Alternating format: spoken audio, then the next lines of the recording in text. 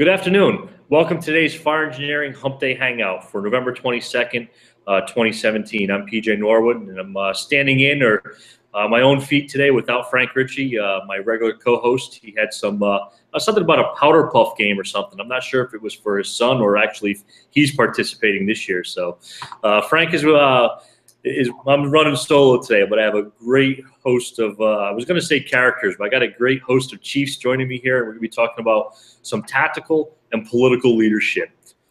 But before we get into introducing, and there's no introduction that's going to be needed because I have Chief Hall today and also Chief Goldfeder joining me. There's a few things I just like to mention, and I know Chief Goldfeder is going to expand on a little bit this, as well as Chief Hall. First of all, we're forever grateful and thankful for Tenkada Fabrics, who sponsors this show, this Google Hangout, each and every month. Without the support of Tenkada Fabrics and Fire Engineering, this monthly Google Hangout, where we focus on health and safety, would not be possible. And Tenkada Fabric, they make almost all of our fabric for our turnout gear. 1 out of 6 of our sets of turnout gear that we wear, regardless of manufacturer, is made of Tenkada fabric. And the key with Tenkada fabric is their fabrics are naturally fire resistant. So there's no additional chemicals or components put into this fabric to build our turnout gear that's going to be dangerous to us. So inherently fire resistant fabrics. And to date, they've sold something like 10 million yards of fabric to the fire service. That's an awful lot of material to help keep us safe. So whether you're wearing white gear, gray gear, tan gear, whether you're wearing Globe, whether you're wearing Lion, whether you're wearing Morning Pride, you're probably wearing a Tenkada fabric. So check out TenkadaFabric.com. Check them out on Facebook and Twitter. Give them our support and thank them for being a sponsor of this show, because we're forever grateful. So this past month, since we've held this Google Hangout, we've been tried a little bit. We've taken a few left and right hand hooks in the fire service. We lost some really important, influential people in all of our lives. I'll start out with Chief Alan Brunacini, a huge loss to the fire service. I know Chief Goldfeder and Chief Halton will probably make mention of the great loss to him. But we have a lot of good things to go on and move forward from. The education and teaching that he's brought all of us will forever impact the fire service long after I'm even gone. I'm going to have Chief Halton also speak about Mr. B, and I'm going to not pronounce his last name because I don't want to beat it up on him, but he's the chairman of the Penwell board, and without his support, I don't know where we would be as far as Penwell, Fire Engineering, and FDIC. He was extremely influential in Penwell and Fire Engineering, and he really loved us, and he was a great guy, and I'm going to have Chief Halton speak on him also. Also, Chief Goldfeder is sending out a reminder on the secret list today. Today's the anniversary of Joey D from FDNY's passing. And Joey D is one of the firefighters who passed many years after the tragic Father's Day firefighter. Has been extremely influential on pushing bailout kits and escape ropes in FDNY and across the country. So Chief Goldfeder has some information on that we'll speak about today. And the last one on the list, who's probably the least familiar to a lot of you, but the most familiar to me, is I lost a very true dear friend of mine this past month, and also to Frank. I actually met Chris Pepler, Assistant Chief of the Torrington Fire Department, through Frank Ricci when we started the Tactical Perspectives DVD series. Chris Pepler is an extremely brave and extremely tough individual. He was fought tooth and nail against cancer for the past 3 years. He didn't eat a meal through his mouth for over 2 years because he had a feeding tube. But yet he still showed up to work each and every single day to help guide the membership of the Torrington Fire Department. Not just administratively, he was out running calls. For the last year and a half, really difficult to even have a conversation with Chris Pepler, because they did so many surgeries to his mouth and removing parts of his mouth and his jaw, his tongue, and different parts of his mouth. He was very hard to actually even communicate with. So him and I would communicate on a regular basis through text or direct messenger. We would have some great conversations. And not once did he complain. I'd go visit him in the hospital. Not once would he complain. And you could just know how much pain and how uncomfortable he was. And the reason I bring him up, not only because he was very special to me and he was extremely influential in the fire service and FDIC instructor, because his cancer started in his mouth. Chris Pepler never smoked a cigar. He never smoked a cigarette. He never chewed tobacco. He very rarely even drank alcohol. but yet the cancer started in his mouth. He started in the fire service at a very young age as a teenager in a junior or fire explorer program, and moved through the ranks of the Torrington Fire Department to be #2 in command, the assistant chief of the fire department. We all know we have a greater than 60% chance of contracting some form of cancer in the fire service as firefighters, and we need to stop those odds. We need to start turning those numbers around and taking any chance or any practices that you can within your department and personally to start beating those odds. And Chief Goldfeder, I know this is personal to him. It's also personal to Chief Walton, and they'll speak on this as well. But there are lots and lots of resources. And, you know, somebody say, well, our department doesn't have 2 sets of gear. Our department doesn't do this. Our department doesn't do this. It starts with you. It starts with some personal accountability. I'm starting to take some steps to help you and to help your family. And speaking of family, that brings me back to something that, you know, one thing that I've always loved on Chief Goldfeder, on what he did in 2009, he did a very short video clip called Who's in Your Wallet? And I believe a couple years ago, he changed that and did Who's on Your Cell Phone also. And it goes right back to our family and whose photos are we carrying in our wallet? Whose photos are we carrying on our cell phone? Because that's truly what matters. And we need to take some steps to protect ourselves for our family, especially on this Thanksgiving Eve. So with that little soapbox that I had, I'd like to welcome Chief Walton and turn this over to him for a few minutes to say hello to everybody. And happy Thanksgiving, Chief. Thanks for joining us today. Well, thank you so much. And to our great sponsors at Tenkada, what an incredible company. Inherently fire-resistant fabrics are really the key to the future, and they do a great job producing those fabrics and researching, and just a wonderful group of people, great R&D division. They're always innovating, creating, and wonderful supporters of ours. You know, oddly enough, you talk about, you know, we've got Billy and I, and obviously PJ and Frank and our friends from Tenkada, Mr. B, Chief B, Chris. One thing in common with all those folks, FDIC. Every single one of them participated in, promoted, has been connected to intimately with FDIC, independently of any other relationship with any of us or anything else. They've all had that commonality, which is interesting. It's an institution, and it's coming up. And the only reason I say that is there's a couple of opportunities. Well, we know how tough money is and things today, so please take advantage of the Honeywell scholarship. Incredible opportunity there. If you know your North American training director and you're the instructor of the year, you get a free conference pass, as does the firefighter of the year. So please take advantage of that. We're working with the. There's just so much going on. We're working with the NFFF and some of our friends there. So we'll have a big announcement there pretty soon about another opportunity to get you there. And we'll be making that known probably the end of next week. But,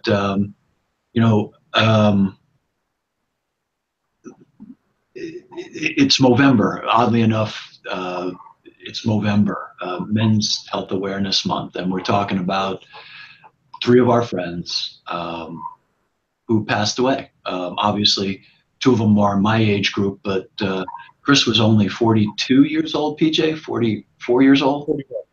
41. 41. Yeah. My kids are slightly younger. So that's a really tough loss. And not to discount, Chief B was only 80, Mr. B was only 78. In today's world, those are young people. My mom's 93. She's going to outlive everybody. They're going to be carbon dating her pretty soon. But the point is Seneca once said it best. He said, invest in good actions, because everything you have can get taken away except good deeds and virtue. And that's exactly true. No one's ever going to talk about how much money Chief B made, or all the cars he owned, or Mr. Biacchini, how rich he was. None of that matters, and none of that goes with you. But your reputation does, and the good deeds you do does. We don't miss Chief B because he could buy us dinner, or he owned a 52 Mac or any of that. We miss his wisdom and his humor. We miss his kind words. We miss having a chance to pick up the phone when we were fighting our bitter selves, and he would promote our better angels. You know, and we all need those kinds of people.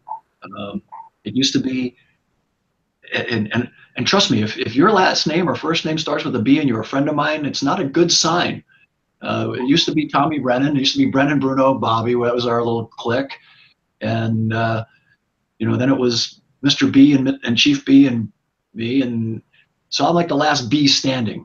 And I miss them. And I don't miss their stuff. I miss them. I miss their insight and their humor. We all do. And so, you know, it's an interesting holiday that we're coming up against. Sorry to ramble, but this has a point. I'm grateful for every minute I had with every one of those guys, whether it was Chris or Mr. B or Tommy Brennan or Chief B. I am so grateful to have had a chance to shake their hand, to tell them that I loved them, to give them a hug, to laugh, to hear their thoughts, to read their thoughts, to, you know, when Chris was struggling, to help him fight. I'm going to come back and teach at FDIC. And every year we put him on the program, and every year I'd get an, oh, okay, next year. And he was, you know, he would have, you know, we had him on the dance card for this year. It was like, we're holding that Chris Pepler spot. We weren't going to give up, right? And he never did either. That's important. He never gave in. There's no quitting in firefighting, and there's no quitting in life. So you just keep going, right? It's all about discipline. Again, Seneca, who I love, he once said, most powerful is he who has himself in his own power. And that means not letting anything defeat you, not the internet trolls, not the knuckleheads who, you know, want to bash you because you don't like Hillary or you don't like Donald or whatever that silly nonsense is.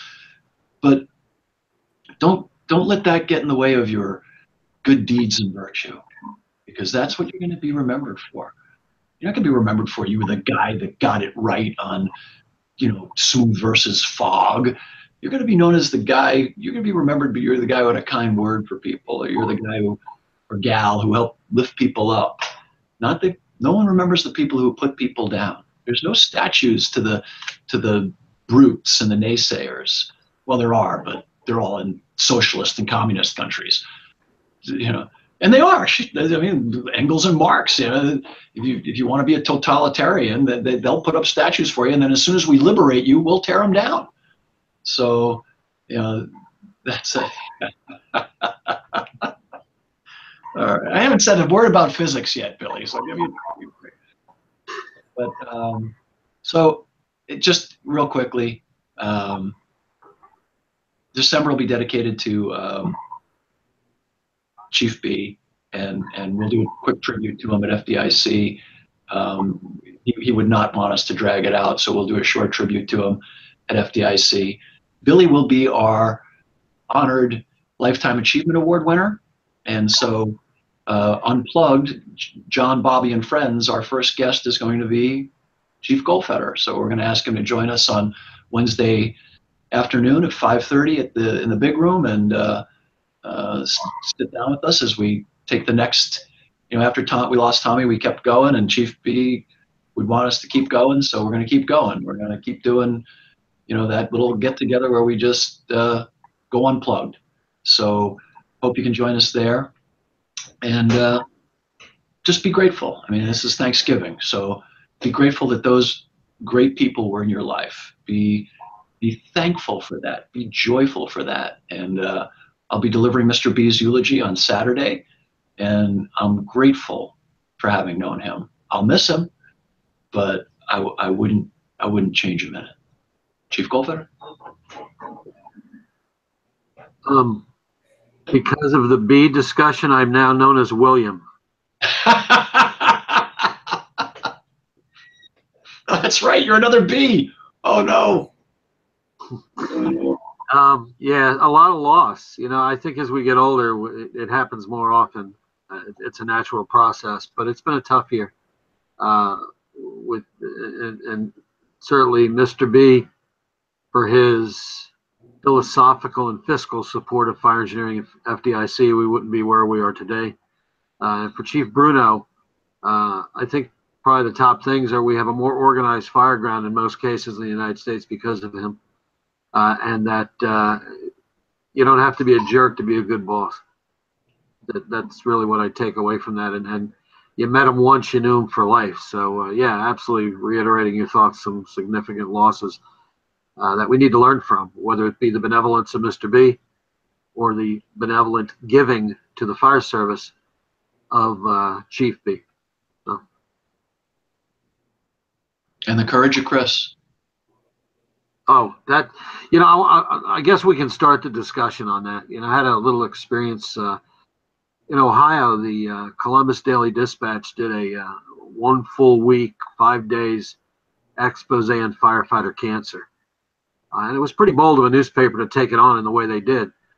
Because in a few parts, while it was very respectful, they did call us out. They used some of their own photos of us not wearing our masks, being filthy, dirty, all that stuff.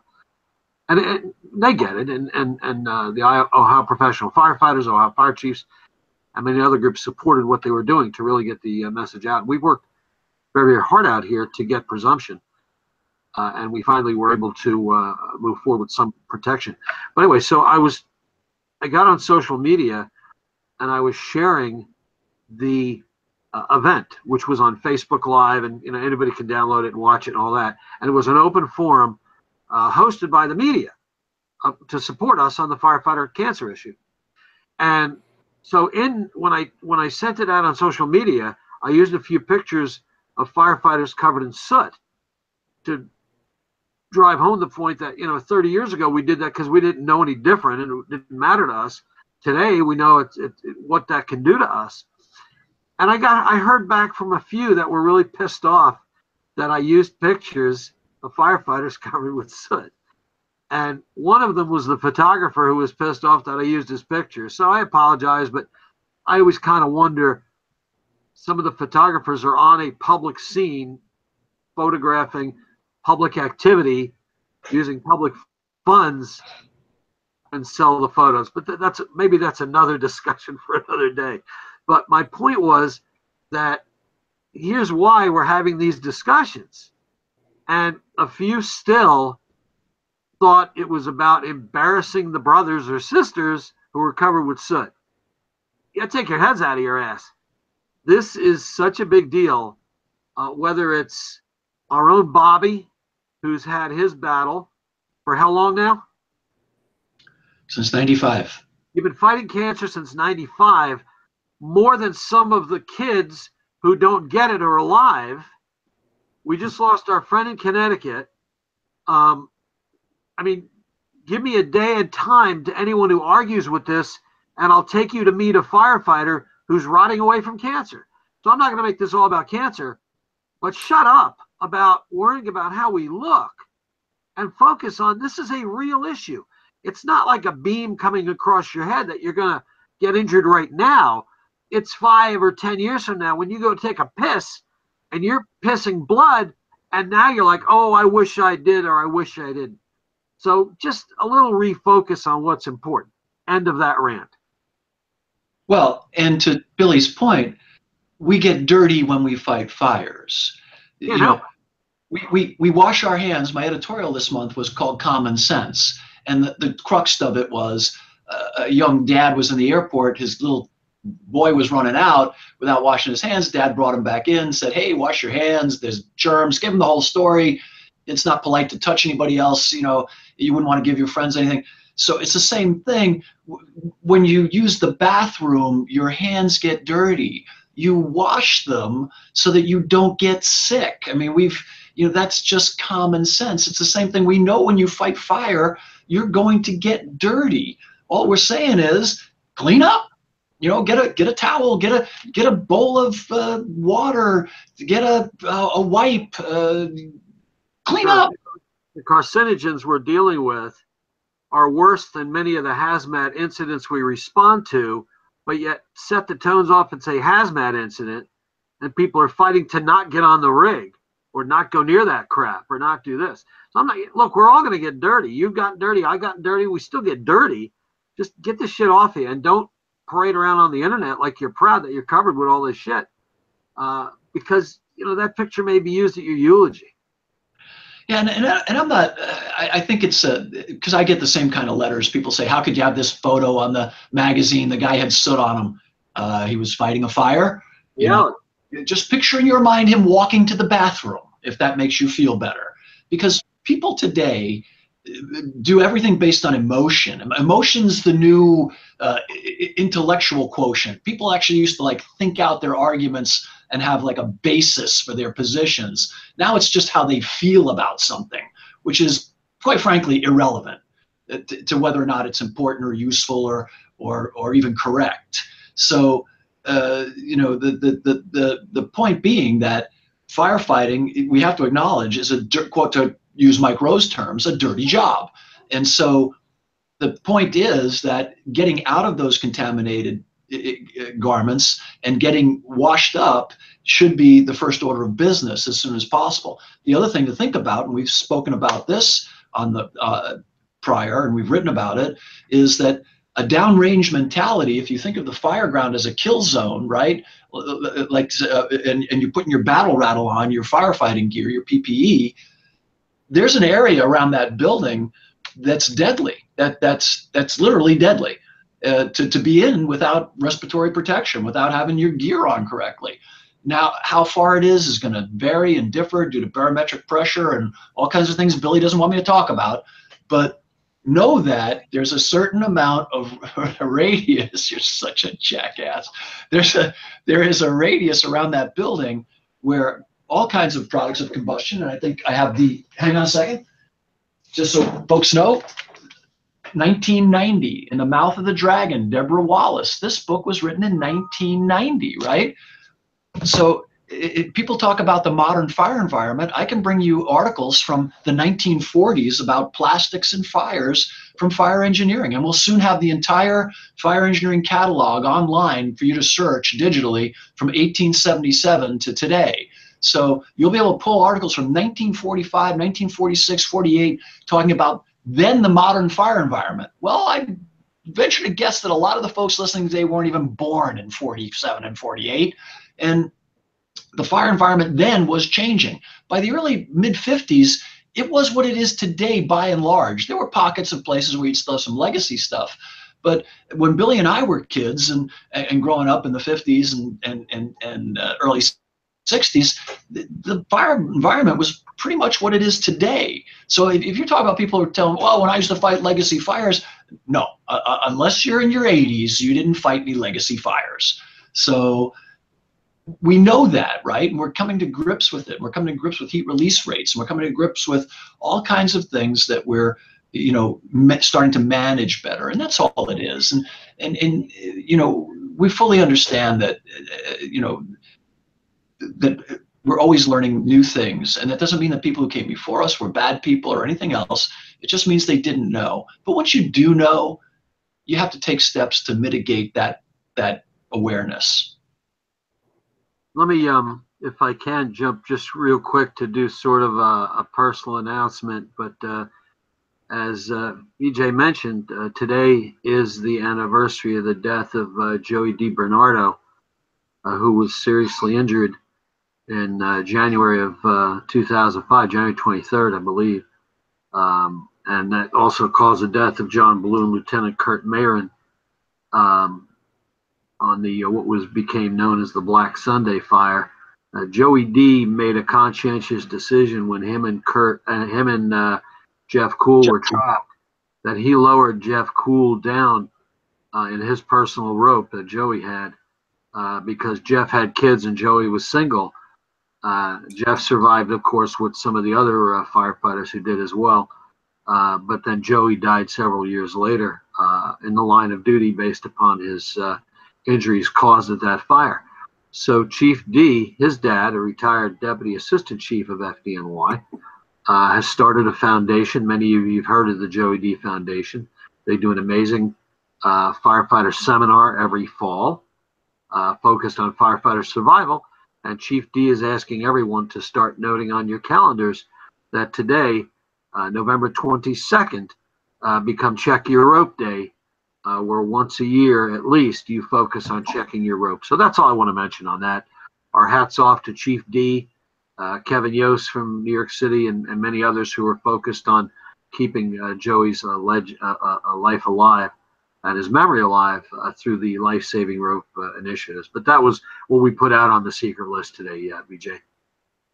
Well, thank you for mentioning that, Chief. And, I know you talked before about your rant. And one of the things that I love about you and your rants are you're not one of those fire chiefs that's afraid to say the truth. Regardless of what it is, whether you know it's going to be popular or unpopular, you say it how it is. You say the things that sometimes we necessarily don't want to hear, but it's the things that we truly need to hear. So I really thank you for that, and I thank you for that rant. You know what the end result of that is many jobs. In other words, if you continue to offer your opinion, you will have numerous jobs in your career. And that's okay. You got to speak up. And unfortunately, a lot of people don't, and that's just how it is today. But you go with your heart, and usually you'll do pretty well. So thanks for those comments. But thanks to that, I have a substantial resume. Well, and you know, and I'm not tooting your horn for you, but you've had a huge impact on the fire service. Started the fire service in 1973. You've been a fire chief in Ohio, Virginia, Florida. The secret list, 30-plus year FDIC instructor. Congratulations on this year on the Lifetime Achievement Award. That's a huge accomplishment. But I know that's all just pen on, things on a piece of paper. What it truly comes down to is what Chief Fulton is talking about. All the good things that you've done and the good person that you are and the lives that you've saved because of your work. And I'm going to go back to 2009, Who's in Your Wallet? And I know that's a little bit old now to a lot of people. But if you would talk about that for a minute, because today's topic is tactical and political leadership, and you took a stance at that point, and you threw it right in our faces. You threw it right in my face. I'm still a young firefighter, but in 2009 I was even younger. I see Chief Fulton's trying to hold up something there he wants me to transition to, and I think I know exactly where he's going. So I want you to talk about Who's in Your Wallet from 2009. But before we get that, I want to make sure that everybody knows we're about a half hour into the show now. And you have the availability to ask Chief Fulton a question, to ask Chief Goldfeder a question, to contribute to this conversation very simply by using the hashtag FETalk. So if you go to Twitter, use the hashtag FETalk. You can talk right with Chief Goldfeder. You can talk right to Chief Fulton. I'm monitoring Twitter. I know we have a lot of support in the background. Shannon, who runs these shows for us, she's watching and she'll put those up so we don't miss them. So please feel free to join the conversation of FE Talk. And since we're at that halfway point before I turn it back to Chief Goldfeder, please, again, check out Tenkada Fabrics, because without their unwavering support of the fire service each and every day, and their support of us and this show each and every month, I wouldn't have this ability to have this great conversation with thanks of Chief Fulton and Tenkada Fabrics. So, Chief Goldfeder, if you would, talk about Who's in Your Wallet a little bit, then maybe go and talk a little bit more about Joey D and Check the Rope Day, and then we'll see where we go from there. We've talked today in 30 minutes. We've had a whole host of great topics here, a lot of really personal things to all of us. So I'd like to continue that kind of conversation. Sure. Well, just thanks to Fire Engineering, FDIC, and the FDIC Advisory Board for that honor. I'm pretty excited, and I'll have my whole family there. My whole wallet will be there, and I'm in some pretty amazing company. We'll talk about that some other time, but I remain blown away. So when I started as a young firefighter in Long Island with the Manhasset Lakeville Fire Department, a neighboring department, this was in the early 70s, suffered a line of duty death. It was a loss of a fire officer fighting a van on fire, and a propane tank exploded in the van and essentially decapitated that officer. He was in the Garden City Park Fire Department. And within the period of about 1977 to 1982, we had a number of line of duty deaths in Long Island. I remember that was a different time back then. No internet and and honestly, we didn't talk a lot about line of duty deaths. It was just sort of accepted as a part of the job. So that sort of set my tone as a young kid going, why aren't we talking? Like, why am I not learning what happened? Why is there not a training? Why is it? Because it wasn't the culture back then. We didn't. And really, the man who changed the way we talk about line of duty death is Chief Bruno. After the firefighter was killed in the toluene explosion in Phoenix, I'll never forget, he came out and told the whole story, and everybody's saying, well, the attorneys are going to come after you. And his response is, the attorneys are going to come after me anyway. So we got to share what happened. So with that as a basis, the who's in your wallet was, I started like, how do we get people to think a little bit differently while still getting in there, while still doing searches, while still venting, while doing all the things we need to do? How do we get them to realize, just don't be careless about it? And that's when we started thinking about who's in your wallet and who's in your locker and all that sort of thing. And that's really where that came up from. And the National Fallen Firefighters created that video. I believe that was there, and basically pushed the issue and supported that issue of understanding that when you're making decisions as a firefighter, think about the people who are expecting you to come home. And they may have to suffer your loss, but at least if they have to suffer your loss, make it where your loss was worth it. I don't know any more simple way to put it. Whereas, you're coming out of the building and you're dragging, Kevin Apuzio in East Franklin, New Jersey, the floor collapses and he's got a lady in his arms. As his dad, Dr. Joe Apuzio, said, my son died doing what he's expected to do, but how do some of these other families deal with the losses of their firefighters where the deaths were unnecessary? And that's kind of really motivated me to, hey, think about your kids, think about your wife, your spouse, your husband, your wife, your partner, whatever you have, whoever you're going to be sitting with tomorrow at dinner at Thanksgiving, who you say I love you to at night. Think about your actions based upon them. And that maybe helps kind of fine tune some of the decisions we make. Certainly our decisions are made based upon the building, the people inside and all that. But also understand, if you pull up at a vacant, what risk are you willing to take? And I understand not all vacants are vacant. So there are times we do have to do searches. But again, think about who's kind of counting on you to come home. And again, if we do lose our lives, at least leave them with something that was worth it, as opposed to a loss where he was ejected from the truck because they were going 90 miles an hour and they blew a stop sign. It's a line of duty death, but come on. Where he weighed 450 pounds and was 5'3" and had a heart attack. Well, who saw that coming, right? Those are the kind of losses we're talking about, the avoidable losses.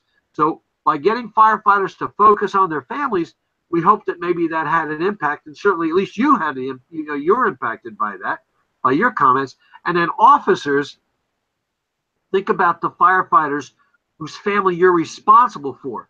We always meet the families at Christmas parties, holiday parties, department picnics.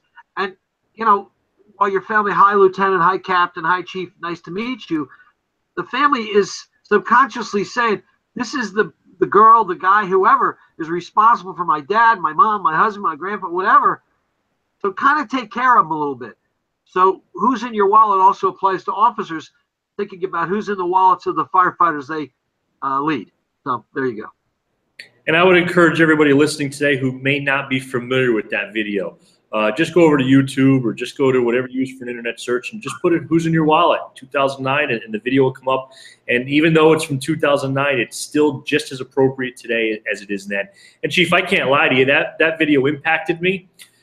But it's not until we sometimes have that firsthand experience to have something truly impact us. And you were gracious enough to let me write a small chapter and pass it on too. And I spoke of my firsthand experience in relation to getting injured in the fire ground. My daughter was young and really realizing, holy crap, I was that close. I was that close to leaving my high school sweetheart, who's my wife and still my wife, will always be my wife, and my very young daughter was close to leaving them behind. And I had that firsthand experience, and that was the biggest impact on me. But I don't know if I would have felt the same if I didn't have that original education from you in 2009 and well before.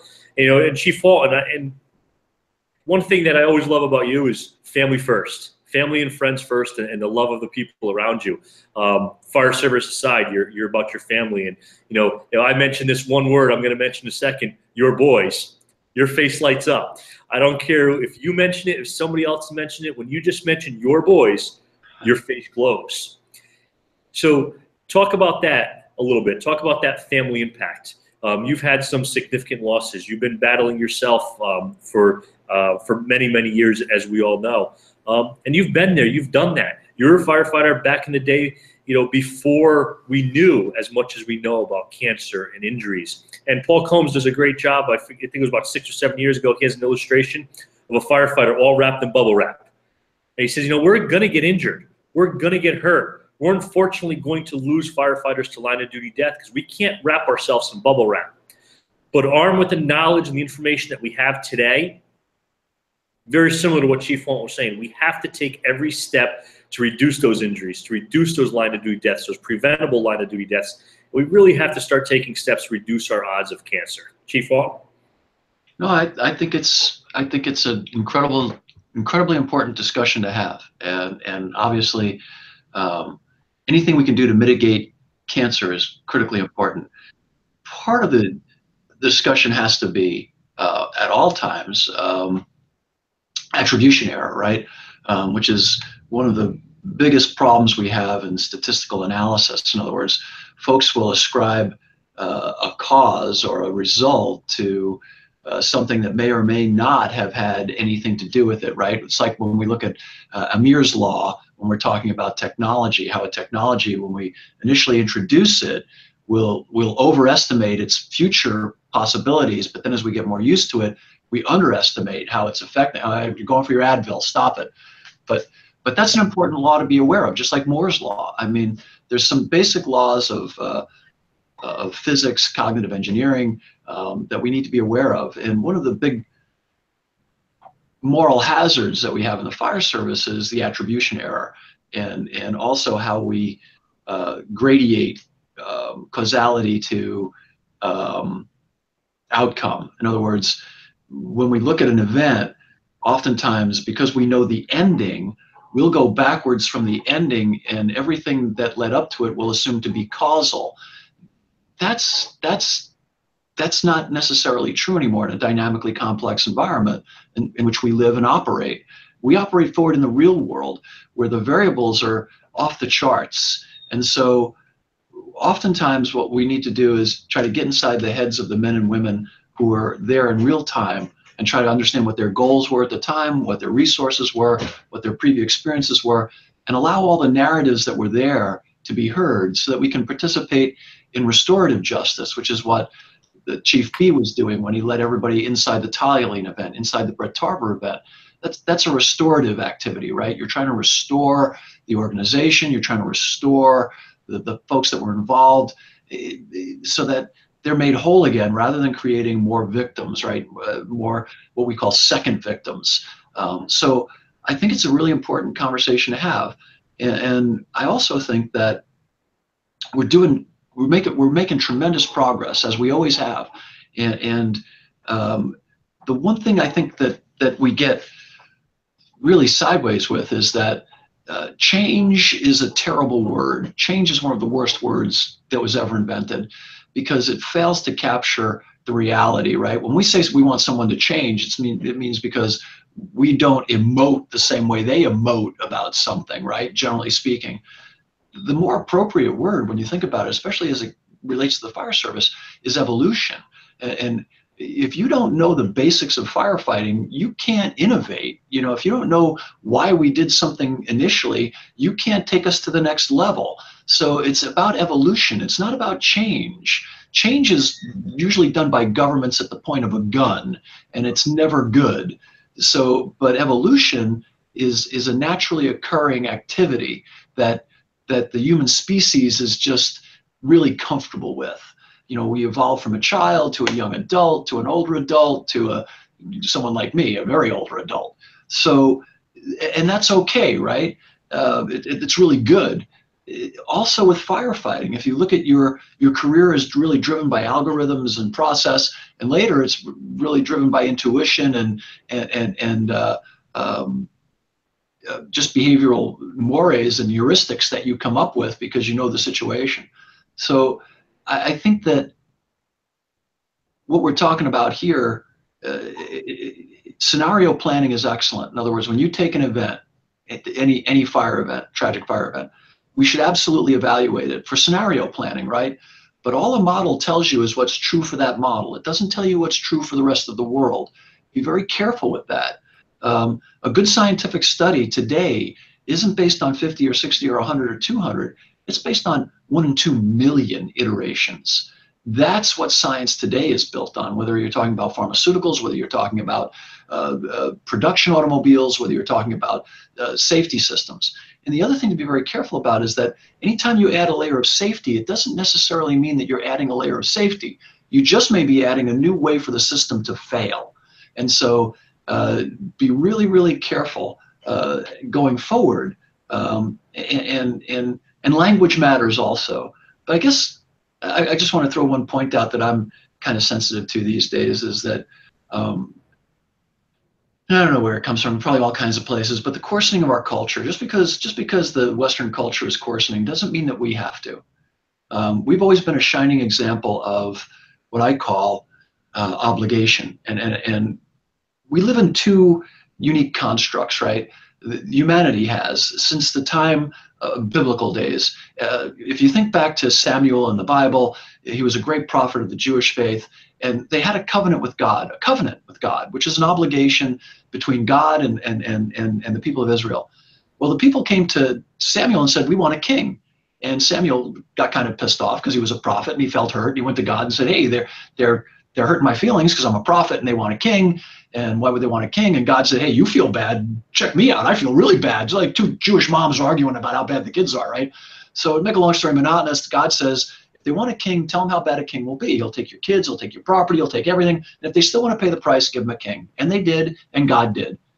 That was the first social contract, right? So you've got covenants, right, which are sacred obligations that we have with the citizens, and at times we have to honor those. And then we have contracts, which have to do with showing up on time and cleaning the truck and blah, blah, blah, blah, blah, right? Contracts. You have a plumber, you pay the plumber. That's a contract. That's a customer. Obligations, sacred covenants, and contracts. They're different. And what Billy was talking about with Kevin versus fighting a fire in a known vacant, a McDonald's at 2 o'clock in the morning where the only person you're going to save is the Hamburglar. Don't go there. Plan A, defensive. Plan B, lunch at Wendy's. So that's a contract. That fire is a contract. Fire at 2 in the morning in a home that you know there's people in, that's a covenant. That's the difference. Sorry, that was a rant. No,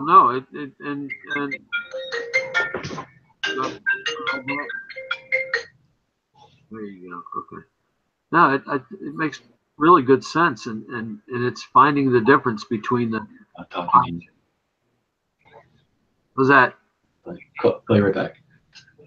I'm One of our sales. Thought my wife might have been calling you. It's Terry. Tell me I've got 15 more minutes and you'll be out. I think what you're saying, Bobby, makes so much sense. It's understanding the covenants and the contracts. And there are areas where it's confusing. So therefore, training is what helps us solve that problem. For further study in it, you can read my upcoming April editorial on it. I don't think we'll have any choice. But no, and we're not. God, I feel like we beat this dead horse all the time, but I can't stop talking about it. And that's, we're not saying don't do the things that we need to do. Don't do the things that we're contracted to do. Don't do the things that the covenant expects us to do. But understand there's sometimes where you just don't have to do stupid things. It's that simple. And the answer is training. And I'm not training today to stretch 1 3/4 inches.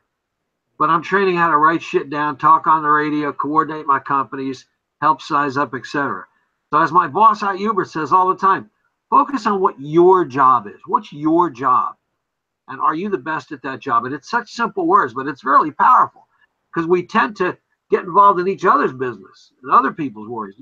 If we all focus as the football team and let the coaches coach and let me focus on being the best quarterback, let me be the best halfback, whatever I can be, then it comes together and it works. Go ahead. You got to say something. I see it in your face.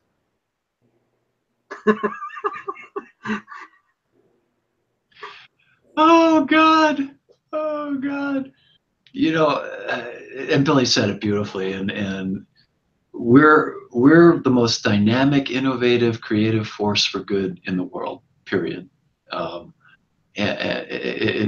there's no contesting that. I don't care what industry, profession look at, whether it's medicine or law enforcement, we got them beat. We really do.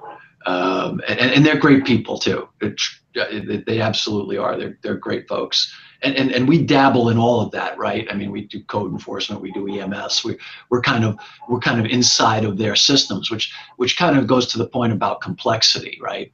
And so, you know, it's fascinating. If there was a horrible plague, and someday there may be a biological, you know, incident that may happen. And think about 1917 with the Spanish flu, right? Killed more soldiers than the entire World War I. A huge pandemic. They don't know how it started, and they don't know why it ended. That's an important thing to remember. And so that could happen again. I guarantee you, every firefighter I know will show up for work, no matter how dangerous that is. They'll show up for work. That's what we're talking about. And I get it. Are you going to be exposing yourself? Absolutely you are. Yeah, absolutely. And I'm going to be right there with you, about 10 feet behind, going, you go, you go. I'm just kidding, like a true chief. But, you know, the thing I want to say too is, don't be afraid to evolve. Don't be afraid to try something new. We were talking about creating a kill zone. You know, Chief B and I have been having discussions for about 10 years. You know, I came up with the blue card idea 15 years ago or so. And Chief B and his sons went on and built a beautiful program about it, and it's absolutely wonderful. But I've been postulating for about the last 10 years that we need to change the assumption of command to the assessment of the situation and allow the initial commander assigned to remain in command. And I've got a lot of research and homework behind that. I call it collaborative command, where we do more communication on the fire ground instead of less, more cooperation instead of less direction and more inclusive direction. So, but it's different, and so there's resistance, and that's okay. And some folks are gonna, you know, feel like I'm not being true to my friend. I'm absolutely being true to my friend. Hell, I helped him write Fireground Command, the second edition. But I have to be true to myself, right? It doesn't mean I don't love him. And John and Nick and I are talking about this right now, or we're having these discussions. Don't be afraid to be different. Don't be afraid to be honest. And I think in our culture, what we need to do is stand up to the trolls and the bullies. Just because somebody doesn't agree with you doesn't mean they're not a good person. We recently had a fellow on one of our forums who writes quite a great deal for us, and some fellows took exception with what he wrote, and that's fine. Disagree, but don't question whether his parents were related before they got married. Don't be cruel. There's no reason to be cruel ever.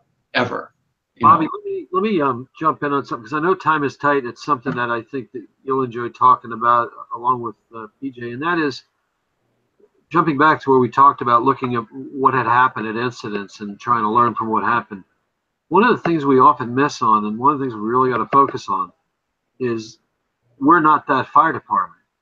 So what maybe happened at this fire department's incident, I'll pick, for example, FDNY or Los Angeles, big staffed, well-staffed municipal fire departments, and then you'll see a firefighter in a rural area running with 2 people on an engine, trying to emulate or trying to copy or trying to do. And we got to understand that not only is the fire different, perhaps the fire codes are different, the construction different. So make sure that when you're looking at these other events, whether it's through fire engineering or the secret list or through NIOSH reports or whatever, you understand what all the ingredients into that cake, so to speak. Because a lot of times you'll see, you know, the guy will say, I'm the OV man, I'm the outside vent firefighter. You can't be. There's only 2 people on your rig. I mean, you know, you can only do that when there's 6. And we got to really understand that. So maybe, Bobby, you want to talk on that for a moment before we run out of time. But again, there's so much to learn. But when you watch some of these videos, make sure that you understand it compared to your fire department and what your resources are. Big deal. Well, and that's a very fascinating point. And one of the things I think we need to be very cognizant of too is that firefighting's parochial. It's local, right? It's a very local deal, and that's what makes us strong, right?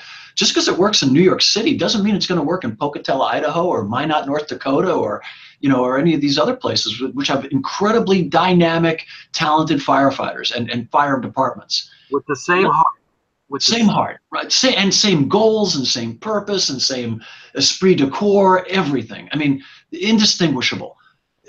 But the system is different, right? And that's what's so important to understand. I often have discussions with people who say, well, I was down in New York or Florida, and they only had 2 guys on the truck, and how are they going to fight fire with 2 firefighters? How do they make that work? And blah, blah, blah. Well, they do. And that's their system. And that's what that community chose as the level of protection that they could afford, that they could live with, and manage. And then we have to adjust the way we operate based upon the resources we have. We can't do a 5 firefighter crew with 2 firefighters. We can't expect the same outcomes, nor should the public. And there are communities that cannot afford to have 5 firefighter crews or 4 firefighter crews or 3 firefighter crews.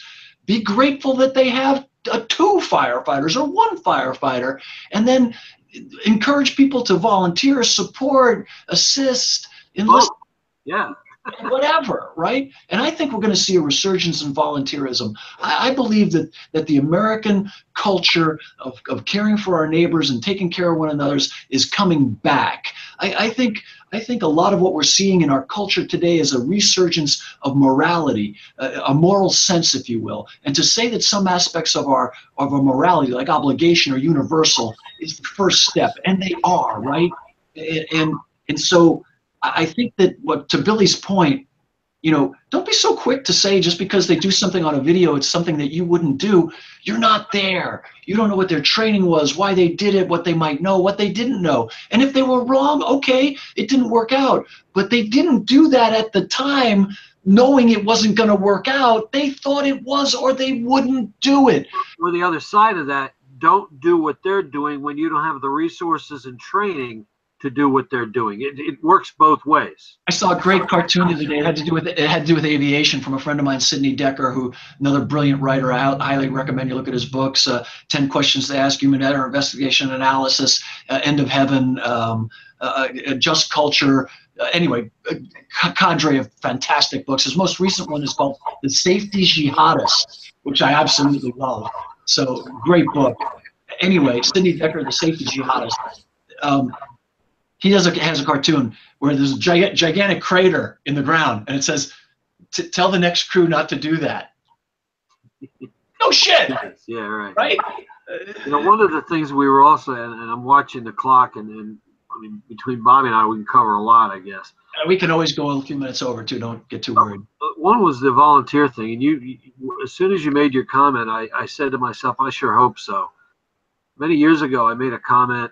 And I still stand by this, that the biggest problem with the volunteer fire service is the individual volunteer fire service. We do so much to turn people away and turn people off. I was talking with some guys. I was in Long Island recently, and they said that at this dinner that they're really pissed off because these new firefighters who are joining don't want to do fundraising. Well, they don't want to do fundraising. They join the fire department.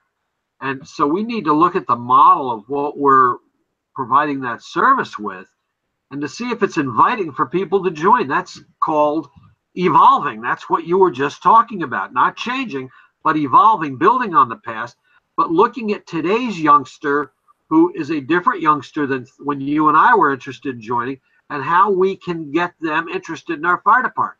And you get a response, well, that's bullshit. We shouldn't have to change. Well, then don't, and then you're going to be extinct. And part of it is our fault. Now, just think about this for a second. We have done, for the last 20 years, gone out and talked about post-traumatic stress and alcoholism and abuse and all the nightmares and all the horrible things that are going to happen to you if you join the fire department. Okay, and that's true. But really, even with PTSD, we now know it's about 1 out of 7, 1 out of 8, 1 out of 4, depending on what study, and who knows. Lies, damn lies, and statistics, to quote Benjamin Disraeli. But what we do know is that, and Tedeschi and Calhoun, 1995, came up with the term post-traumatic growth, adversarial growth. You're going to go through things just like Gilgamesh, Iliad and the Odyssey, Lincoln. You're going to go through stuff in life, and you're going to grow. You're going to become more confident. You're going to become more powerful. You're going to become more spiritual. You're going to become bonded more to people. You're going to feel better about yourself, about your family, about your relationships. You're going to wake up every day saying, man, I hope I get to do this today because I can help somebody. It's called post-traumatic growth or adversarial growth. That's what you get. You get more out of being a volunteer firefighter than you can ever give. Every call you go on, we always talked about it. Billy and I talk about it all the time. When you go and you do something good for somebody, yeah, they benefit, but you benefit more. You benefit 7 times 70 compared to what they benefited from. They benefit from your kindness, generosity, talent, skill, and being there. So do you. And if you've got a just culture, a culture where people support you, and you love them, it's unbelievable. It's unbelievable.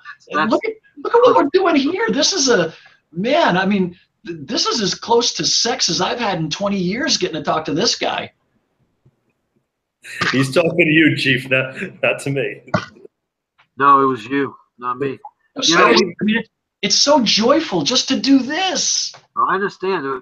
Again, I know we've probably got some volunteer people who are listening, and this is not anti-volunteer, but you got to look at how you're providing that service. 1, are we doing what's best for the community? And 2, are we doing what's best for the type of individual that wants to join our department? If your member joins your department and you don't have any structured training program, you don't have structured probationary program, you don't have goals they have to achieve, you don't have a senior man or senior woman who's on the job with them and helping them move along, you're going to be extinct. If you're not responding to calls, if you're not turning out, again, maybe we'll do another hangout specifically talking about I did a story in Fire Rescue Magazine called Let's Set the Tones Off and See Who Shows Up.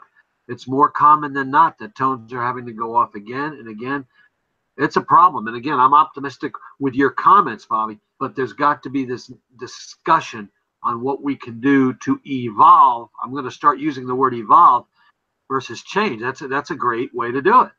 To evolve into creating a model where people are welcome into that fire department. When you and I were going through the system, there was a draft. Yes. Now it's an all-volunteer army, and they're turning people away. Yeah. And it's coming back. And are we always going to need mercenaries? Absolutely. I was a mercenary and I was a volunteer.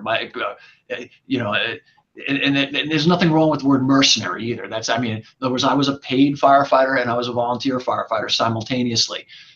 There's nothing wrong with that.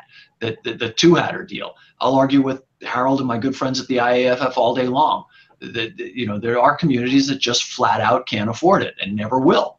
And that's, if you live there, God bless you. Do what you got to do. That being said, it's coming back. We just had terrible messaging. We had awful messaging, and we're correcting that. And messaging matters. Brand matters. If you tell people, Coca-Cola tastes like motor oil, they're not going to drink it. You tell them it tastes like sunshine, lollipops, and unicorns, and people are lining up to drink it. But when they get inside and start drinking it, and they find out it tastes like oil, that's the problem. So that's the scenario of that firefighter. That person joins your fire company, comes in, but then we're not training them properly, treating them properly. And again, the funny thing was the guy having the discussion with me, the volunteer fire department has a tax base of $4 million, but yet they're still asking people to do fund drive because we've always done fund drive. But part of that, Billy, goes to the story about there's a young couple driving down the street and they stop. There's an old fella sitting on the corner, and they stop and they say, "Hey, what's this town like? We're thinking of moving here." And the guy says, "What was your last town like?" "Oh, it was miserable. Those people are awful. We can't wait to get out of there." Blah blah blah. He goes, "Oh, they're the same way here. You'll hate them." And they drive off. Same old guy sitting on the corner. Another couple pulls up and says, "Hey, we're thinking about moving here. What's this town like?" He goes, "What was your last town like?" They say, "Oh, it was great. The people were helpful. We had great stuff, community parties." He goes, "Town's just like that. You'll love it here." So I'm going to jump in on this because I know that I think I'm going to need another show just to summarize all the different things that we've just talked about in the hour. This has been phenomenal. But I just want to backtrack 1 second and give a little shout out to the upcoming FDIC instructors, because something that was said applies to almost every FDIC class. One of the very first slides of just about every class that I talk about tactics, I have the same slide. It's a black background with a big silver bullet. When we're discussing tactics, we're teaching tactics, we have to be very careful, and this goes to what Chief Walton was saying, that everybody's a little bit different. Every department is a little bit different. So when we're teaching tactics, and I put this cautionary note out to the FDIC instructors, be very careful that you're not standing in front of the room saying you must do this, you must do that, you must operate this way. We can teach them how to do certain things, and then it's up to those individual officers, firefighters, to go back to their departments and figure out how to make it work in their department within like their box, like Chief Goldfeder is saying there. So please be very, very careful. And I've been as we know, and we're not talking, any secrets here, I've been a big target, and my partner Sean Gray, we've been a big target of that for the last couple of years, because some of the things that we say and we do, we kind of step out of that comfort zone, and we're really pushing the fire dynamics. And we get a lot of criticism that we're telling people how to fight their fires. No. We're trying to give information so you could figure out how to do it what's right for your firefighters, for your civilians, for your community, and for your department. So I challenge you to be careful, to walk that line and not tell anybody how to fight their fires. Give them the information, teach them how to do certain things, and move forward. And we'll stay out of that telling anybody how to fight their fires. Because, man, I could sure as hell learn a lot of great things from FDNY, because there's no place else that does things as often as they do to figure out what works and what doesn't work. But I can't use their tactics in East Haven, Connecticut, when I'm only showing up with 11 firefighters. I can use a lot of pieces and parts of what they do and adapt it to my 11, right? My 10 firefighters, my 1 officer. But I can't have a successful operation the same way New York City or LA County or LA City or Chicago does. So that's a little cautionary note to all the FDIC instructors, all those training officers out there. And kind of in summary, and then I'm going to turn it back for briefly to Chief Goldfeder, Chief Walton to close the show out. A few things that I picked up here, the kind of key things I wrote down. Be nice. Be smart. Use common sense. And here's the big one, and I know some of you aren't going to believe this, but we could actually disagree and still be friends. We could all have an opinion. We could not necessarily agree on everything. And as long as we're nice and smart and we communicate openly, we can still be friends. We don't have to agree. So for that, I'm going to turn it over to Chief Goldfeder and Chief Walton for the last couple minutes of the show. And I wish everybody a great Thanksgiving. Happy Thanksgiving to everybody. And please remember those that we've lost, but those that are also still here. And a special shout out to Chris's wife, Lori, and his son, Nate, this time. Chief? Echoing those thoughts as well. One thing we did fail to add to our discussion is that Bobby and I realized that while our kids are cool, our grandkids kick ass. So just a comment, you talk about family, and if you've spent more than 5 minutes with me, you know how I feel about my 6 grandbabies, my 6-pack as we call them. It's a big deal, and that's a motivator too. So whatever motivates you, again, usually, and it's not because tomorrow's Thanksgiving, but I say this all the time, think about who you sit at the Thanksgiving table to, and just do what they'd expect you to do. And that means being very brave in some cases and taking great risks. Just don't be a knucklehead. Have a wonderful holiday. Thank you very much, Chief. Chief Walton? Well, I just want to thank my good friend Billy for joining us. It's such a joy. Billy and I will be doing a whole lot at FDIC together from Wednesday afternoon. Thursday, Billy will be getting his award, and Friday, Billy and I and Gordon Graham are doing a class together. So we've got a full schedule. If you're going to be in the Indiana area, Billy and I are speaking on December the 9th, I think, Billy, in Indiana together, and I'd love to see you out there. Real quick about that. That's an amazing story, and I don't want to overdo it, but yeah, it's the 9th. This is an amazing story. We're going to be speaking at the opening of a training center, a firefighter training center. Most of you know TFT, the nozzle people. That was owned by the McMillan family, and some of us were lucky enough to know the chief himself back in the day. And they sold the business. They're still involved in it, but they sold the business. And Stu and the family took a chunk of money and created a training center as a give back to the community. Holy shit. What a cool thing to do. Anyway, I just wanted to comment on that, Bobby. No, it's a really neat example of a public-private partnership that works, right? They've got an interest in firefighting. The community needed a training center, and this will be the first graduating class. They're doing this symposium, and Dan DeGrice will be there, myself, Billy. Who am I missing? I don't remember. All I have is the date in front of me. Okay, there's 4 of us, and so it's going to be a really fun day, and I hope to see you there. Also, it is Thanksgiving, so be grateful, be thankful, be careful. Those of you that have to work, thank you for doing that. We sure do appreciate it. Those of you that are volunteering and get called out, we sure do appreciate you.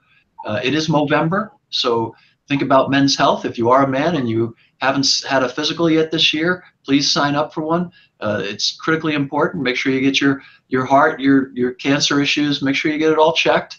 Make sure you get a good physical. I don't care how old you are or how young you are. Please, that's what Movember is about. We really hope you do that. A lot of our children are deployed. If you've got a child that's deployed, quick shout out to my good friend Scotty Stokes and his son Ben Reed, who is currently in Afghanistan, deployed with the United States Army. Ben, I know he watches. He's a great kid. They do watch us on Armed Services, so we're one of the approved channels. So if you're watching, Ben, we love you, and be safe. And to all our men and women out there protecting this great country, be safe. And Billy and PJ was right. Just to echo what PJ said, my good friend Alan and I were polar ends of the spectrum on a lot of different issues. My good friend Billy and I are polar ends of the spectrum on many different issues. That's great. That's important. If you're just hanging around with people that agree with you, good luck with that. You're not going to grow much. Challenges are what make us stronger. We often say you learn more from your failures than you do from your successes. It's called failing forward. It's an old concept, and it's important. You're not always going to win. Sometimes you're going to argue with somebody about something, and then boom. Our founder, Ben Franklin, at the signing of the Constitutional Convention, said it best. He couldn't be there, so he had his friend Mr. Wilson read a letter. And to sum it up very briefly, he said, although I don't agree with all of it, meaning the Constitution, I agree with most of it. And in time, I may agree with the rest of it. But I've found as I've gotten older to trust the opinions of others more than my own. And so even at his advanced age, and with all of that wisdom and knowledge and experience, Franklin understood that folks like Jefferson, who was a tad younger than him, was brilliant in the world of politics. That folks like Hamilton, although younger than him, was brilliant in the world of finance. Folks like Washington, although younger than him, was brilliant in leadership and command presence. And so he trusted those younger voices. He trusted older voices as he went through his life also. Didn't always agree with them. But in time, it doesn't mean you won't. There's an old joke that says, if you're not a progressive Democrat liberal as a child, you don't have a heart. And if you're not I would say today, because it's no longer Republicans, but I would say if you're not more of a Washingtonian Jeffersonian, which is my own political party, if you care to join, you don't have a brain. So it just means that life is about growth. It's not about where you are today. It's about where you are tomorrow. So love you all. God bless, and have a great Thanksgiving.